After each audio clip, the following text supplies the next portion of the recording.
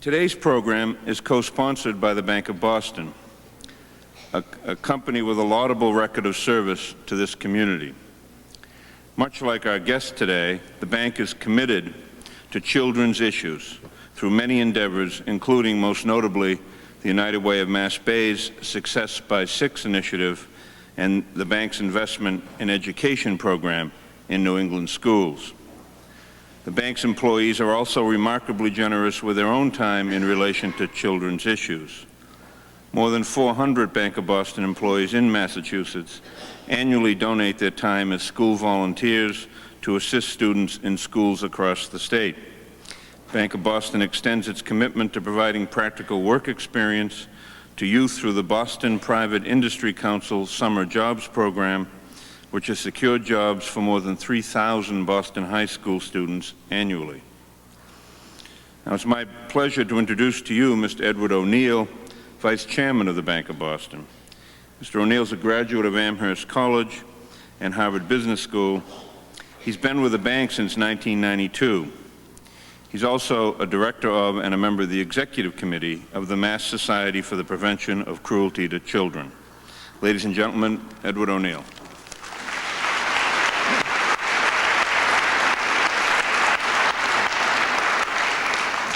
Thank you, everybody, and welcome to a fantastic occasion in a really wonderful place for an event like this. Today, it's my distinct pleasure on behalf of the Bank of Boston to introduce Mrs. Marian Wright Edelman, founder and president of the Children's Defense Fund. Mrs. Edelman started CFD in 1973 and has seen the organization grow to a level of prominence enjoyed by few other advocacy groups. The Children's Defense Fund has had some powerful people on its board of directors, including the First Lady Hillary Rodham Clinton and Health and Human Services Secretary Donna Shalala. But the key to CFD's success has been its leader, Marian Wright Edelman.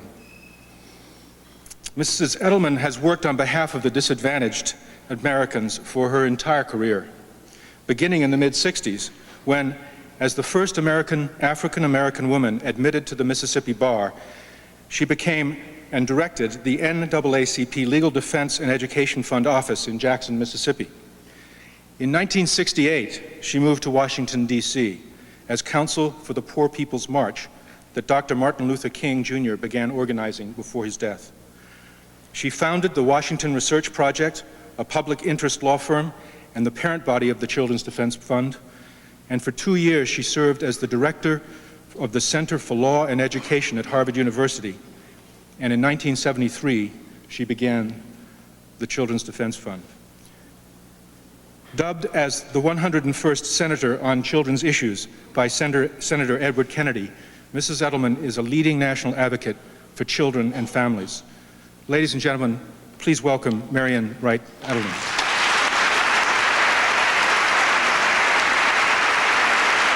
Thank you. Thank you. Glad to be here. Thank you. Thank you. It's wonderful to be here in this historic place with so many of you on this first day of spring. It's here. It's coming. Don't be discouraged. We're living at an incredible moral moment in history. Few human beings are blessed to anticipate and experience the beginning of a new century and millennium. How will we say thanks for the life, earth, nation, and children that God has entrusted to our care?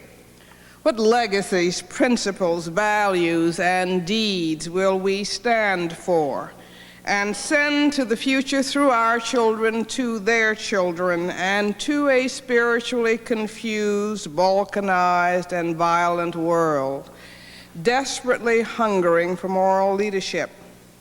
How will progress be measured over the next 1,000 years if we survive them?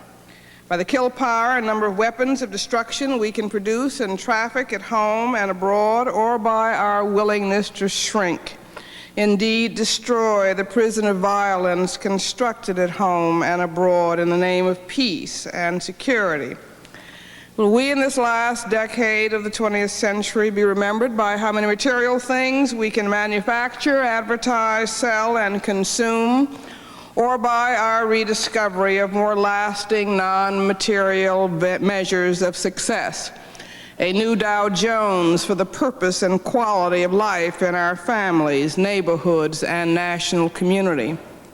Will we Americans be remembered by how rapidly technology and corporate merger mania can render human beings and human work obsolete, or by better balance between corporate profits and corporate caring for children, families, and communities? Will we as Americans be remembered in this era by how much a few at the top can get at the expense of the many at the bottom and in the middle, or by our struggle for a concept of enough for all Americans? The answers lie in the values, decisions, and actions we stand for today. What an opportunity for good or evil we Americans personally and collectively hold in our hands as parents, citizens, community leaders, and as titular world leader in the post-Cold War and post-industrial era on the cusp of the third millennium. Czech Republic President Havel said recently that there are good reasons for suggesting that the modern age has ended. Many things indicate that we are going through a transitional period when it seems that something is on the way out and something else is painfully being born. It is as if something were crumbling, decaying, and exhausting itself, while something else still indistinct were arising from the rubble. 1,000 years ago, the United States was not even a dream. Copernicus and Galileo had not told us the earth was round or revolved around the sun. Gutenberg's Bible was not printed, Wycliffe hadn't translated it into English, and Martin Luther had not tacked his thesis on the church door. The Magna Carta didn't exist, Chaucer and Shakespeare's tales had not been spun, and Bach, Beethoven's, and Mozart's magic music had not been created to inspire, soothe, and heal our spirits. European serfs struggled in bondage while African empires flourished in independence. Native Americans peopled our land free of slavery's blight, and Hitler's Holocaust had yet to show the depths human evil can reach when good men and women remain silent or indifferent. 1,000 years from now, will civilization remain and humankind survive? Will America's dream still be alive, be remembered, and be worth remembering? Will the United States be a blip or a beacon in history? Can our founding principle that all men and women and children are created equal withstand the test of time, the tempest of politics, and become deed and not just creed for every child? Is America's dream big enough? For every 5th child who is poor, every 6th child who is black, every 7th child who is Latino, and every 8th child who is mentally or physically challenged? Can our children, each of whom the Indian philosopher Tagore said comes with the message that God is not yet discouraged of man, become the healing agents of our national and world transformation and future spiritual and economic salvation? In the Jewish Midrash, it is said that when God was bargaining with the people of Israel as to whether he was going to give them the Torah, that he demanded adequate guarantors, and the people of Israel first offered God their elders, and he said no, they were not sufficient guarantors. They then offered God their prophets, and God rejected those as insufficient guarantors. And it was only when God was offered the children of Israel with the promise that he would be taught, his word would be taught, that he considered giving them their Torah. When Jesus Christ welcomed and invited all children to come unto him, he did not invite only rich, middle-class, white, male, children without disabilities from 2-parent families or our own children to come. He welcomed all children. So must America. So must America's dream. Now, what does it mean to stand for children? I heard a story about a young mother who walked into a WIC office, which is a Women's, Infant, and Children's Nutritional Program office, not very long ago, seeking help to feed her hungry baby. When an overworked and tired WIC worker saw the baby drinking from a bottle of red liquid, she was about to reprimand the mother. Didn't she know that babies needed milk and not Kool-Aid? As she was about to scold, the young mother broke into tears. She had run out of money a week ago, hadn't eaten in 3 days. She knew her baby needed to eat, so she used her last money to buy baby formula, which had run out the day before. So she'd gone to McDonald's and filled the baby's bottle with 2 free things, ketchup and water. Do you think, as too many of our political leaders at all levels on both sides of the political aisle and along the ideological spectrum, do you think that this baby is responsible for America's ills, for our budget deficit, crime problem, and poor education system, for the structural changes, wage stagnation in our labor market, deindustrialization of our cities, and economic blight in many rural areas? Did this baby and desperate mother have any control of the downsizing of giant corporations, the replacement of human workers by technology, or the exportation of jobs abroad in our global economy?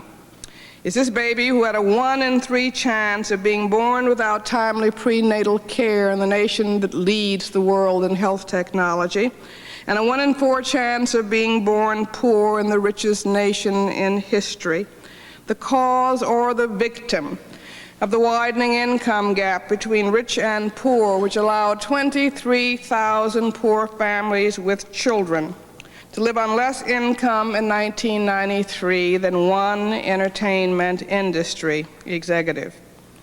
This baby did not manufacture or sell the 211 million guns circulating in our nation today that kill an American child like her every hour and a half. And she didn't contribute to the pervasive breakdown of moral, family, and community values in our too selfish and too secular culture. And this baby is not responsible for her mother or father's behavior or poverty or ours.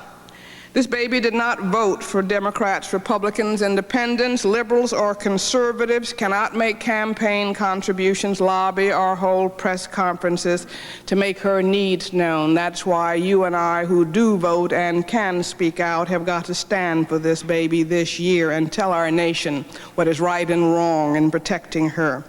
Because this baby,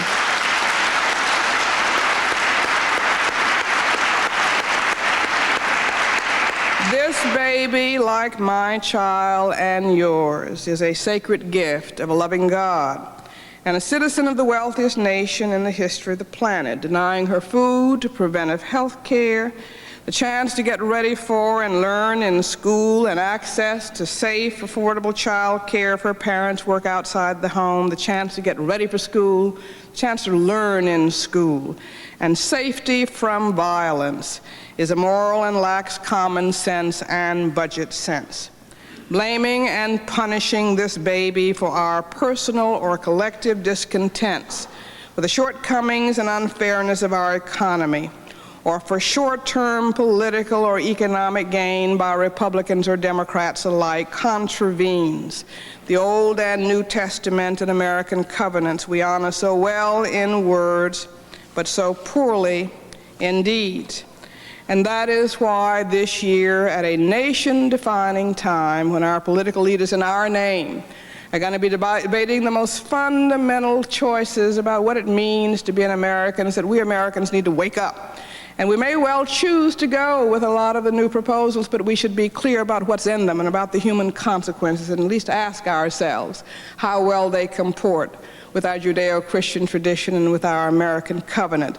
And in this year, because it is complex, and last year, while we were in a sense undergoing an ideological coup d'etat, and we're still alive in many ways, but nevertheless, over the next weeks, our President and Mr. Dole and Mr. Gingrich are meeting today, and I just hope the children will not be political pawns in an election year game, and we really do need to see how we can speak up, because democracy is not a spectator sport, and I'm tired of people talking about government as if it's something over there that doesn't belong to anybody. It's our government. These are our leaders. Hold them accountable.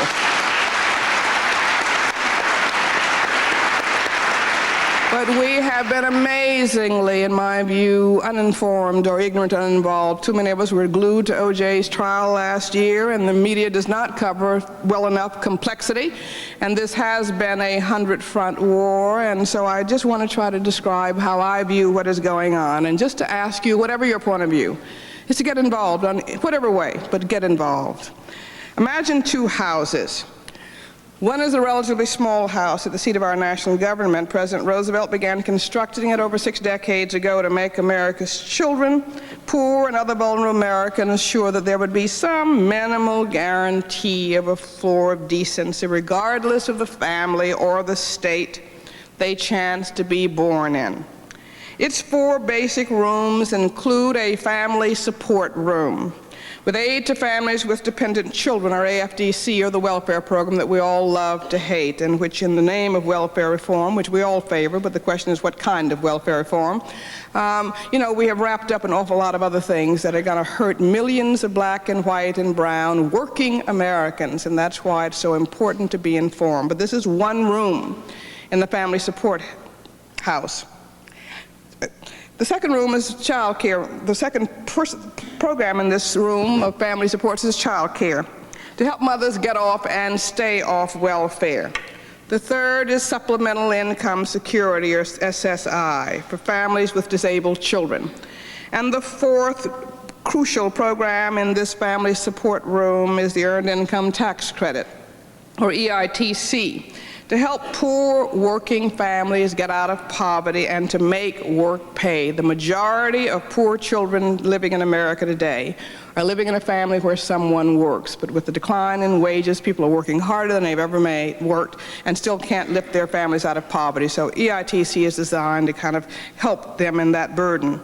A majority of the people who live in this room have children, are white, and have a parent in the labor force. While the family supports in the room never were designed to lift all of its residents out of poverty or to close the gaps in the economy for all those left behind, over the decades they have kept the wolves of hunger and homelessness away from the doors of millions of poor American families who've undergone natural disasters or recession or just bad times, and helped many mothers and children escape domestic violence. The second room in this house at the seat of our national government is for child and family nutrition. More than 25 million of whose occupants are children. School lunches, child care, and Head Start feeding programs, food stamps, and summer feeding programs reside here. Construction of this room began in 1948 with school lunches. It was expanded significantly during the Nixon years, virtually eliminating child and family hunger in America in the 1970s, and I'm very proud of that, and it's very sad to see hunger come back in the 1980s because of misguided investment priorities and cuts in family and child nutrition programs, and to see it continue and even get worse in the 1990s. But one needs to remember that we did away with hunger in this country, thanks to the leadership of Robert Kennedy and Joe Clark and doctors who went out and documented it, and Mr. Nixon, who expanded these programs. So when everybody says these are intractable programs, let's just remember these are not acts of God. These are acts of men and political choices that you and I can change. So never be hopeless. Just fight hard. The third room is for health care. Primarily Medicaid, on which 20 million poor children depend for immunizations, prenatal and primary health care. 1 in 3 births, almost 1 in 3 preschoolers, 1 in 2 black children depend on Medicaid health coverage. Here also reside the poor elderly and disabled persons and others who need long-term and nursing home care. Majority of Medicaid children have a parent who works outside the home and are white. The fourth room is for children at risk of neglect and abuse, whose families are at risk of breaking down, or already have done so, and who require the help of our overburdened child welfare system. About 3 million children need a safe haven in this room. This is this house that we call the safety net that our national government has been weaving over a 60-plus year period, still not adequate. The rooms are not available to accommodate all in need of help, We still have about 15 million poor children. We still have about 10 million children without health care, and I think it's obscene that we're debating in Washington this week and next week and the coming months not how we get health care to the 10 million children who don't have it, how are we going to stop the erosion in private health insurance at a rate of 1% a year, but how do we keep the governors and the president and the Congress from taking away 3 million Medicaid cards from 13 to 18-year-olds? Something is wrong with the terms of this debate. That's why we've got to turn it around. It is not health reform to move children from move from having 10 million children uninsured to looking at the prospect of having 19 million children uninsured between the budget cuts, the block grants, and the erosion of health insurance by the year 2002. That's going backwards. That's not going forward, which is where our country and our children need to go. Now, some of the rooms in this House need renovation, and some need expansion. But the people who live here do not have a lot of money or power or ability to lobby for their needs, and since the majority of residents are voteless children, they are particularly unable to make their needs known. Now imagine another much bigger house at the seat of our national government alongside the smaller house. In this house live Americans who are not poor or disabled. Its occupants can hire lots of people to keep their house in good shape and even add to it. This house has bigger rooms that cost taxpayers a lot more. Its furnishings include $600 billion of entitlements indexed for cost of living for 48 million Americans, most with income above poverty. About $81 billion a year goes to 6 million Americans with incomes of $50,000 or more. This House also contains welfare subsidies and tax breaks for big corporations, rich farmers, sugar growers and ranchers, and wealthy individuals, which total over $100 billion a year. The Pentagon and its contractors live here too. Congress recently gave and the President signed a $6.9 billion bonus that they didn't even request. Most of the occupants in this House have not been asked to contribute much toward balance in the budget, although they cost taxpayers 3 times more than the occupants in the smaller House. In fact, last year, in the context of most of the budget resolutions that were proposed, 50% of this House has been exempted from budget cuts. Now imagine our political leaders saying that they want to balance the budget. What was the first step they took throughout 1995, in which we're now still debating in 1996? They voted in 1995 a $200+ billion tax cut for many of the people living in the big house, and they paid for it by cutting $229 billion from the children and families living in the little house. President Clinton proposed to give a tax cut last year of only $87 billion, although he, like Congress, understands that someone has to pay for it, someone without much money or power. I would just ask you as citizens whether you think a tax cut for non-needy citizens makes sense, while claiming you cannot pay your bills or afford to feed and educate your children. Is it the American way to cut school lunches, child care, and education to make powerful friends happy and yourselves politically popular? Is it credible for any of our congressional leaders or state leaders to argue that they are protecting children from a future debt that children did not create by destroying the vital laws and investments children need to live, learn, and grow today? In my view, this is the domestic equivalent of bombing Vietnamese villages in order to save them. Although the unjust budget cuts directed at poor children and families in 1995 were 6 to 7 times worse than the Reagan-era cuts, they are not and don't remain the most serious battle children face, because at least for the moment, and we don't know what's going to happen from day to day, the budget balancing language is kind of falling on deaf ears, though it's very clear that they are going to gear $40 to $48 billion of cuts only at the poor. But we will see. It hasn't been drafted in legislative language, but we're still debating this. But this is still the most serious, not the most serious problem, the budget cuts that children face. Because budget cuts are like taking all the furniture out of your children's house and plundering it and knocking a hole in the roof and knocking a hole in the wall. And when infant mortality goes back up and homelessness begins to increase in Boston and all over the country, as it will, and as more and more suffering occurs, we will say, oh my goodness, we didn't really mean to do that, and you can put the furniture back in your children's room and you can patch up the roof and plug in the holes in the walls. But the block grants is something else, and that is the fundamental thing, because the block grants attempt to permanently bulldoze our children's house, to destroy the foundation and the presence of the house, and remove it from the seat of our national government and national consciousness, and disperse responsibility for American children out to 50 states with hundreds of billions of fewer dollars and no safeguards for voteless children and almost no accountability for money. Pending block grants have been wrapped in attractive slogans like welfare reform, state flexibility, getting government closer to the people, decreasing bureaucracy, weeding out waste, and decreasing teen and out-of-wedlock births, all goals I share deeply. But when you unwrap the box and examine its contents, as citizens in a democracy must do, you will find a cruel gift to children struggling to beat the odds of poverty, sickness, family breakdown, and violence in our society. Now, last year and still, President Clinton and some congressional Democrats say they want to find a political middle ground, where children would be hurt a lot, but not as much as they would be under the Republican welfare reform plan. And while last year and still with the governor's proposal, the Gingrich-Dole budget plan and the governor's proposals would dismantle all four cornerstones of the National House for Poor Children and Families and Disabled Children, many Democrats propose to eliminate only one, that of income assistance. But if you take away one of the cornerstones of a house, the whole house becomes destabilized and vulnerable.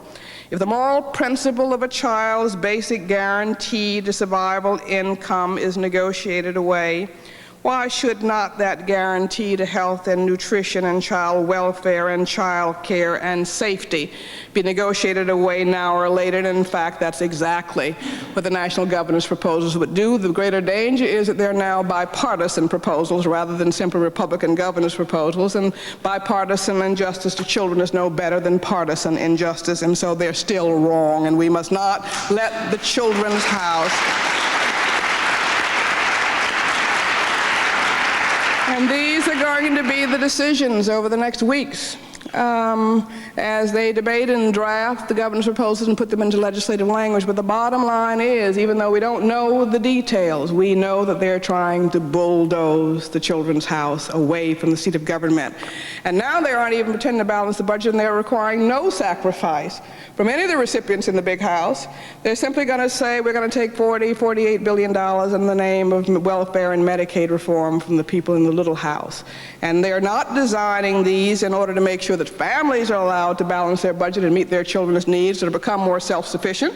They're doing this in order to have states be able to balance their budget without thinking about whether they are going to serve children. They're not trying to talk about how do we make more children more able to get ready for school. They're eliminating health and safety standards for child care. I'm for more money in child care, but I'm not for it without good health and safety and quality standards, and we don't need to warehouse our children. It's inconsistent with Goals 2000. And so they're proposing new child. It took us 20 years to get a child care bill passed, a child care block grant passed with minimal health and safety standards. Well, they would dismantle that completely and cut the billions. Something doesn't make sense here. I am not for welfare reform that makes more children poor. How can you talk about reforming the welfare system and making 1.5 million new children poor?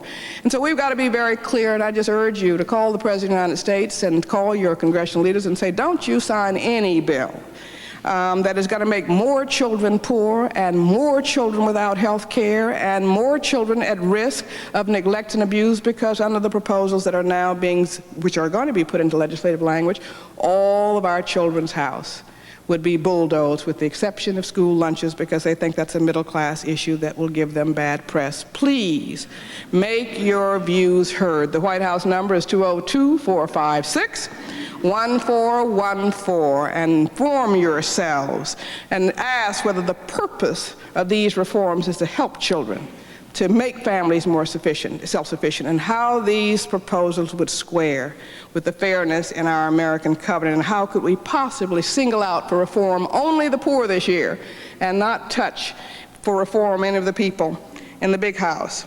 The block grants, if they are enacted, which we must not let happen, would take us back a century and would say to America's children and families that you have no right to protection from your national government during times of need, recession, or natural disaster.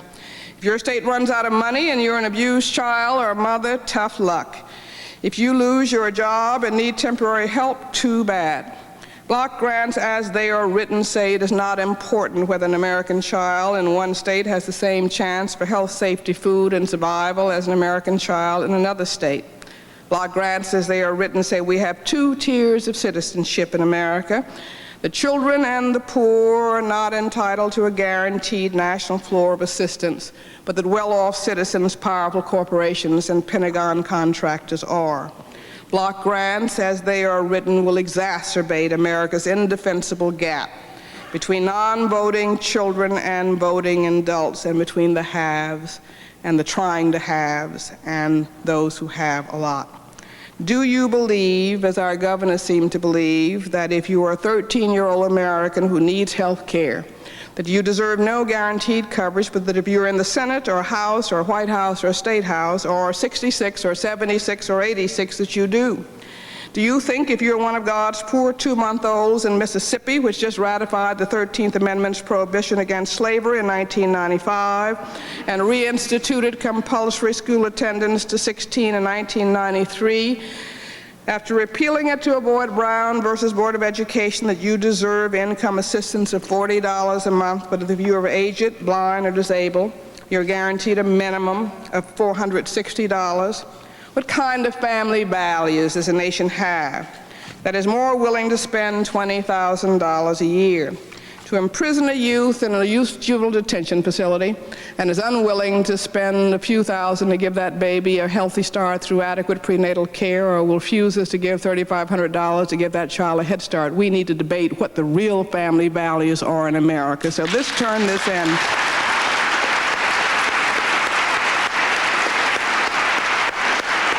We have a terrific opportunity in 1996 as citizens of this great nation.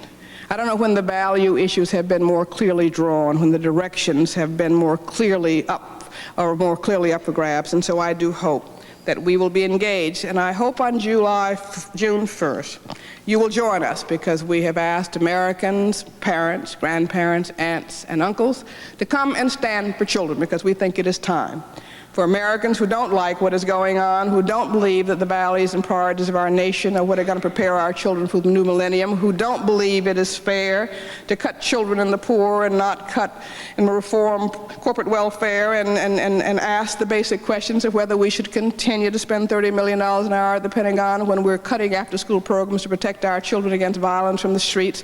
It's time for us to provoke a debate. And so we're asking Americans of every race, income, region, faith, and age, and this needs to be intergenerational, to come to Washington at the Lincoln Memorial on June 1st in a Stand for Children Day. We want to send a powerful moral message as Americans that we may not be able to agree on a lot of things, but we're going to agree on doing no harm to children in our great nation, and we're going to insist that we give our children what they need in order to grow up to be healthy and educated and moral young people with a stake in this society which values them. We want policies and practices that make it easier rather than harder for families to raise healthy, moral, educated children. And while we all are struggling, and many parents are struggling to do the best they can, we all know we can do better. So if you are struggling to raise a child and think you could do better and want to do better, I hope you'll come and stand with us.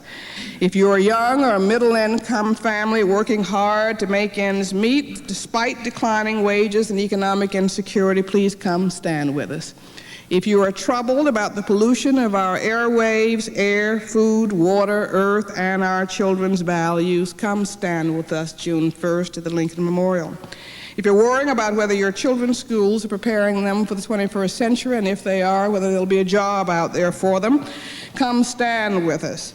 If you're anxious that your children or your grandchildren will get sick and not get decent medical care because you lack health insurance, or they do, come stand with us. If you're lying awake at night worrying about your children's safety, in a country where 211 million guns are in circulation, come stand with us, and we all have to be concerned about the random violence that leaves not a single one of us safe. If you've had enough of political leaders from all parties using children as political props and pawns and talking about family values while not supporting what families need to raise healthy, safe, educated children, please come stand with us and make this an historic and watershed day of commitment to our children and to our nation's profoundest values. This will not be a partisan political day. We will not let a single politician speak. This is a day for parents and children. I have been very moved by the response to Stand for Children Day. When we announced it on February 1st, we were hoping for 50 co-sponsors or endorsers. We had 300 plus, and as of today, I'm very pleased that we have over 1,200 organizational endorsements, from the Girl Scouts to the March of Dimes to virtually all the religious community, the civil rights community, the women's community, the youth serving community, and we hope that it will be a wonderful day. We want to see people, people, people, and buses and trains, and we want Boston to be out there with banners flying. We were talking this morning and a meeting this afternoon with Children's Action Team, people who are organizing. Well, wouldn't it be wonderful to have a children's train coming from Boston? But we really want to make this a day. I wake up at 3 o'clock in the morning with my nightmares. I'm going to be out at the Lincoln Memorial by myself, so don't you all let that happen.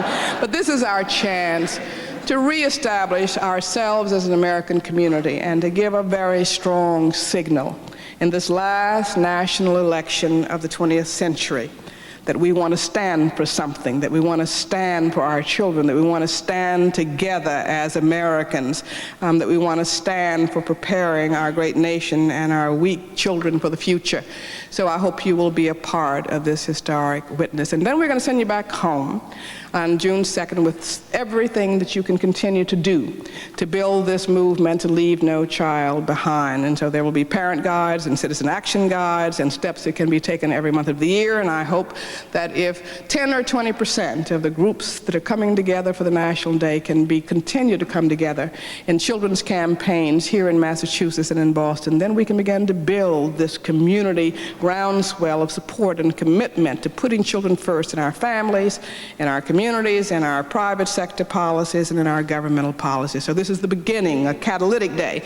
I hope that all these wonderful people, like so many in this room that I see, who are working together for children, will understand that they're not by themselves and that we can bring them all together to let them see that they're part of a burgeoning movement. Secondly, we hope that our children will see adults standing up and fighting for them and see us as citizens participating to influence the direction of our democracy.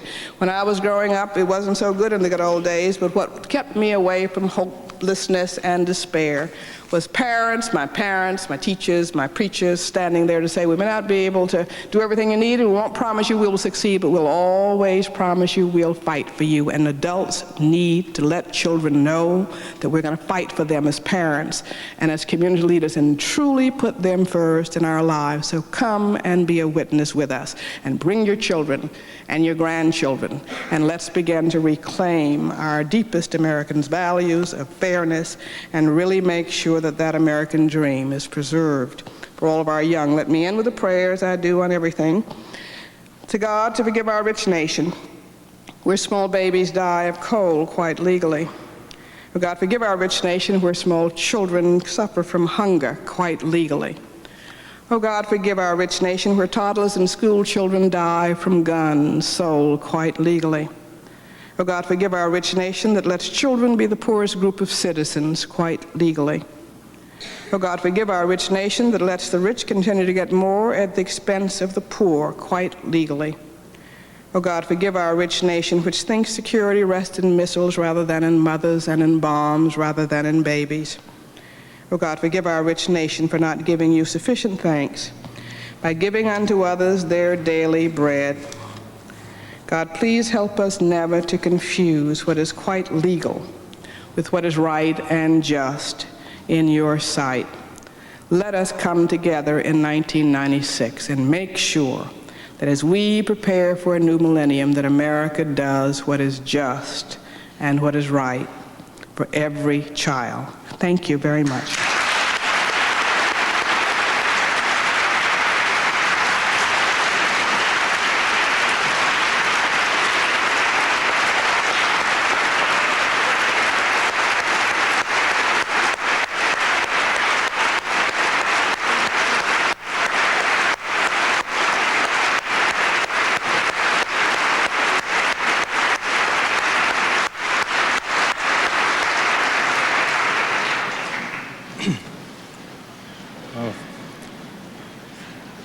Thank you, thank you.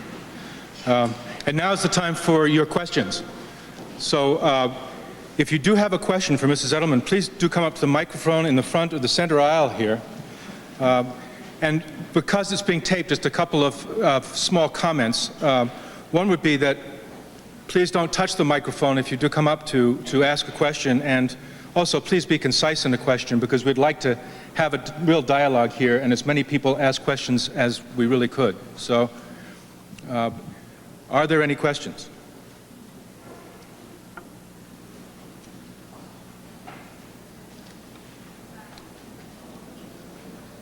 Yes, sir. Please do come forward. Has there been a lead community or individual identified in Boston that's going to take leadership for the organization for the 1st of June? We've had a meeting this morning, and I have a meeting at 4 o'clock today, but I think it's safe to say we're trying to bring a lot of people together, but Barry Zuckerman at Boston City Hospital will probably be a key person in organizing that, and Kate Fruscia, who is our young organizer from Massachusetts, is here. And I see John Mudd back there, who's trying to put together a children's campaign for mass advocacy. But Barry Zuckerman, I think, is the person you should call as the initial point person, and we will be announcing that Children's Action Committee soon. But just go ahead and get your buses and your reservations anyway. Don't worry about the committees, but Barry will be the point person. Yes, sir. Yes, sir. My question is, for grassroots organizations that have implemented educational outreach programs that have created real results, what's the best way to go about expanding those programs to bring them forward on a national level? Well, first is to share it. I would love, because one of the things we want to do both pre-June 1st and after that is to collect examples of things that are working. There are so many wonderful people doing wonderful things all over this country, and we don't need to reinvent the wheel, and we need to stop this cynicism that there's nothing we can do. So I hope you will share if you've got specific results and outcomes. And one of the things we hope on June 1st is to lend a forum for many parents and children and others who are making a difference so that their stories can be heard. We've just got to stop this cynicism that nothing works and nothing can be done. But I think you share it. And secondly, I hope that there will be provisions where people will come together as children's campaigns or children's round tables and to share information and to get out the message. And you need to learn how to do, if you really do have effective outcome results to show, editorial briefings. And one of the things that we're going to spend a lot of time on this year and in the next 5 years at the Children's Defense Fund is local leadership development and community capacity building, so that people can know how to take their message out.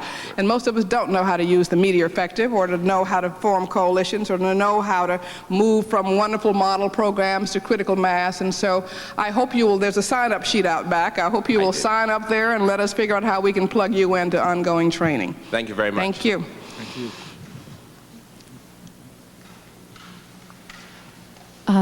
Speaking of sharing, I wondered if you might just take a moment to share something that someone might have done or said to you when you were a child. I'm sure there were several, but perhaps you could share something that may have influenced you to have made such an enormous contribution to our country. I had great parents, and I had great community elders who tried to live their faith, which is, because people often ask, why do I do what I do? As I said, because I had extraordinary role models. Never occurred to me not to do what I do. And these were people who spent their days not having a whole lot, but they reached out and shared with the poor. And so it was through that example of consistent, decent adults who understood that they should put their children first, and the basic message was that you are a child of God. I grew up as a black child, a black girl in a segregated town where everything in the outside world told us we were not valuable, but our parents made it very clear, as did our religious leaders, that we were a precious, gift of God, and that is something that we really need to reinstill in many of our children, that each of them, and our covenant in America says, that there are certain inalienable rights to life and liberty, and so the first message we must all transmit to our children, which allow them to withstand all these messages from the outside culture that tell them, that make them think that their worth is dependent on whether they achieve in school or whether they have things and designer sneakers or hip with it, as our culture tells us. We've got to give them internal moral moorings. And so that message of being a precious gift of God is what is terribly important. And then to have adults who understand that children do what they do and not what we tell them to do, was the second great legacy. And one of the great challenges today is to say to our adults that we're the problem, that our children are doing exactly what we do, and that we've got to stop this hypocrisy between our words and our deeds. And so, but it is the sanctity of each child that I think was most important. Thank you. I got this book as a Christmas gift. Could you speak further to the mic? Yes, I got this as a Christmas gift many years ago. It's very dear to me, and I have given away a lot for Christmas gift and to my children's teachers. Thank you. Do you mind if you autograph this book for me? I would be delighted to autograph this book for you. Who do I autograph it to? P-R-I-Y-A. How old is Priya? You've got a mother who stands up for you, Priya. That's wonderful.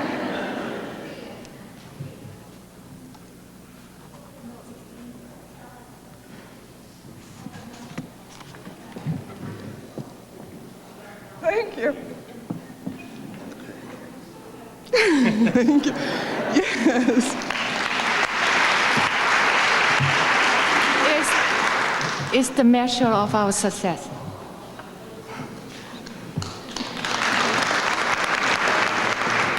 Beacon Press thanks you for that advertisement. That's wonderful. Well, it's hard to follow that question, but I wanted to know, what actions do you think that young adults and college students can take as a voice that's not often heard by the government? I think the first thing is vote.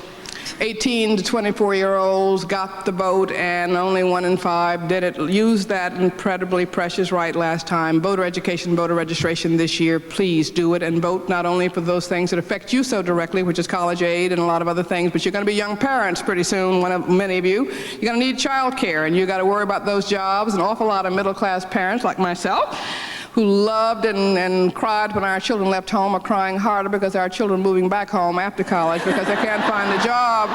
And so the priorities that are being made in this nation really are going to affect the outcome for young families. One of the most disturbing figures that we cite often is the fact that young families of all races, 2 parents, white, black, or have a third of the children in those families are poor, and many young families are struggling to get off the ground and having to choose between a house and a child. And so what's going on in the economy and the priorities and investment in jobs and in wages and in the quality of education and in child care and in health care. And I'm watching so many of our middle-class college graduates struggle when they are off their parents' health insurance policy and are not able to get jobs that have health coverage. These are issues that you have to be really concerned about. Secondly, tutoring and mentoring children. We have trained about 1,000 college students over the last 3-4 years who are running freedom schools or academic and cultural enrichment programs for 2,500 children and 30 sites. But these after-school programs and other things can be, need to proliferate because our kids need positive mentors and role models and people who pay attention to them and who tutor them and help them kind of have somebody to talk to. And they'd much rather talk to you than to me, and they don't need Michael Jordan. They need somebody who grew up near them or close in their age that they can share things with, but they need people who consist, and good mentoring and good tutoring is hard. It means some kind of consistent commitment and willingness to stick with kids, but in the context of group mentoring, it would be wonderful if young people of all ages and races would really begin to reach out. And there are many local programs I know that would welcome your help as volunteers. And finally, I'm standing for Children's Day, we're going to need some volunteers right now. And so I hope you will get on the phones and help us mobilize people, get information out on college campuses, on graduate school campuses, and posters up in religious congregations. But we have 2 months to pull off a miracle. And so I hope you will connect and sign up out there, and we'll try to hook you in with local groups who are working for kids. Thank you. Thank you. Daniel Patrick Moynihan wrote in the New York Review a quite eloquent piece a couple of months ago about the complicity of the Congress and the President in destroying this important part of our social fabric. But one of the things he said was that there was a law, he quoted it as Rossi's law, that academic evaluation of the poverty programs always shows no effect. And this is a lie.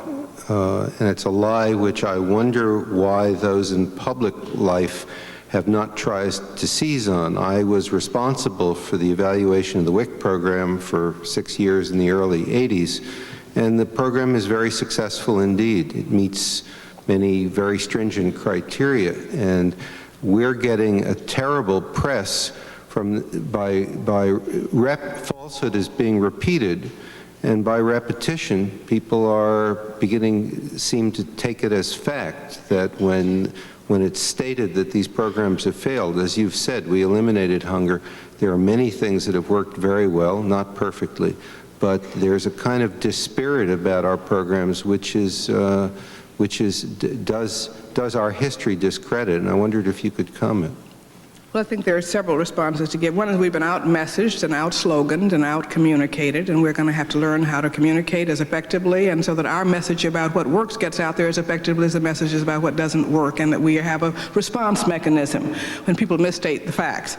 And so media training is something we're spending a lot of time with our local advocates to begin to make them more comfortable. Secondly, we've been out-technologized as well, and so we're really trying to come into the 21st century so that we can be online and communicate with all of our allies and have a quick response mechanism that is out there. But we have to answer back, and we have to learn how to answer back effectively. Thirdly, too often, and the Children's Defense Fund is as guilty of this as any of us, and we're struggling on message, is we're policy wonks, and we talk in complexities. They take one phrase, welfare reform, and they wrap up 10, 15 different crucial policies that relate to working people, and they go out and they repeat it over and over again. And so, again, we have all got to learn how to package our stuff more effectively and in human terms and speak about children. 4, I think it's really important that we not talk just about programs, but really talk about immunizations. We need to frame the terms of the debate, and one of the reasons I'm trying to do June 1st is we need to stop reacting to other people's agendas, and we need to talk about what children need. And so on health care, we just need to stop talking about what legislative proposal we're going to do. There are 1,000 ways to provide health care for every child. Let's just get the health care to every child, and you figure out how to do it. Immunizations work. I don't know when I've ever seen a debate in Washington where there's been less attention to fact or to truth than there is now. And so people use evaluations or they use statistics when it serves their political ends. And one of the things that we're trying to do is to get back into this debate. Hey, wait a minute. It is appropriate to ask from time to time what the appropriate role of federal, state, and local governments are, of the private sector and of the public sector, of parents and of other community institutions. But that's not the process that's been going on here. This has been an ideological coup d'etat attempt, and no distinction made between things that work. And so one of the things that we have to do is to say, look at what they're doing. Immunizations work. And every dollar you invest in immunization saves $13 for every dollar you invest, $13. Head Start works. WIC works. The Child Nutrition Program, Stop Hunger. Even old bad welfare keeps people from being out on the streets. So we need to be clear and to be specific. And somehow we have got, therefore, to learn how to communicate much more aggressively and to go out, because I cannot understate how important repetition is and simplicity of facts, because it takes a long time to get the media to hear, and we don't tend to cover things that work. We tend to cover controversy and problems rather than solutions. But it's a big problem, but I think that one way we deal with it is by our aggressive outreach and getting our case out there. Yes? Another way we deal with it is through excellent talks like you just gave.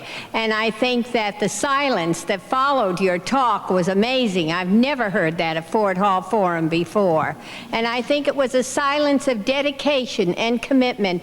So I want to ask you if you have that talk down in writing, and if we can have it along with the information that you're giving us about the march, especially since it was packed with the facts.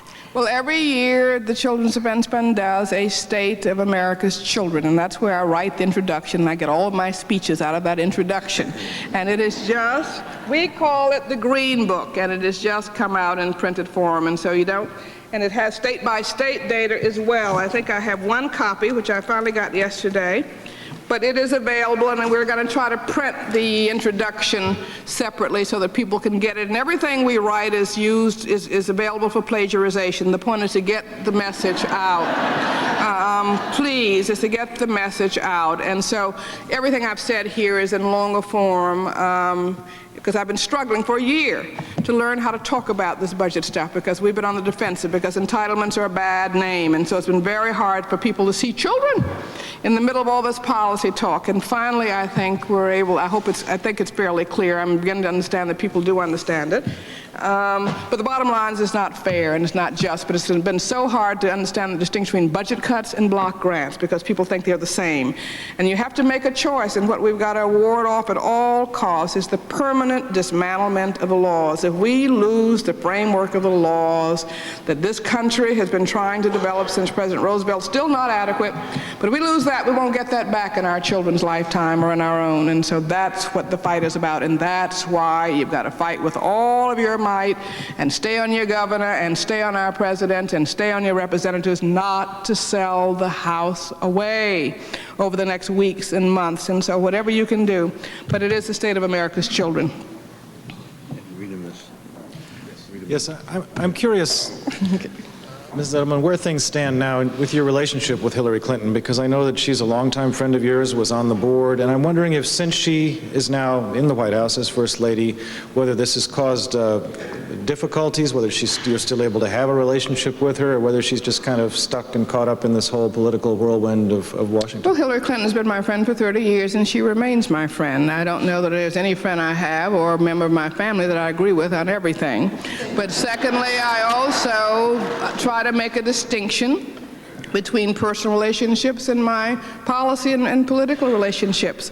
And whether you're a friend or not, you still have got to do things that are the right things for children, and I'm an outside advocate. Our roles are different.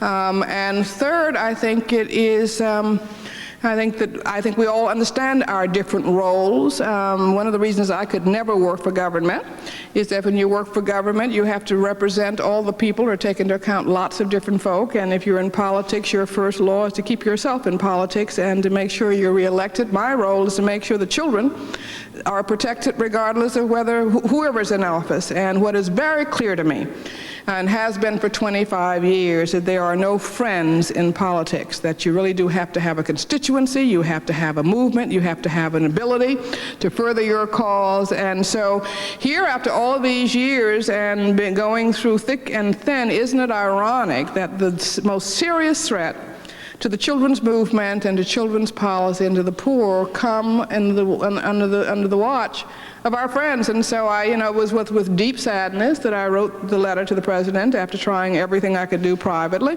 But the bottom line is that it is not anybody's, everybody has got to stand up and do what is right for children, and nobody should be exempted for that. And that's why over the next weeks, because in my view, still only the President of the United States can make the difference in saving us from block grants, and we must demand that he do that. Surely he does not want to leave a legacy of more poor children, of dismantling the guaranteed safety net that every Democratic and Republican president since President Roosevelt has maintained. Surely that is not going to be the legacy of the Clinton administration. But we should make sure that Mr. Dole hears from us, and Mr. Dole and Mr. Clinton should make a commitment that whatever they may do to get reelected, they will not do it at the expense of our children's health and safety and child care, and we need to make that message clear right now. And so I would just urge you to do that.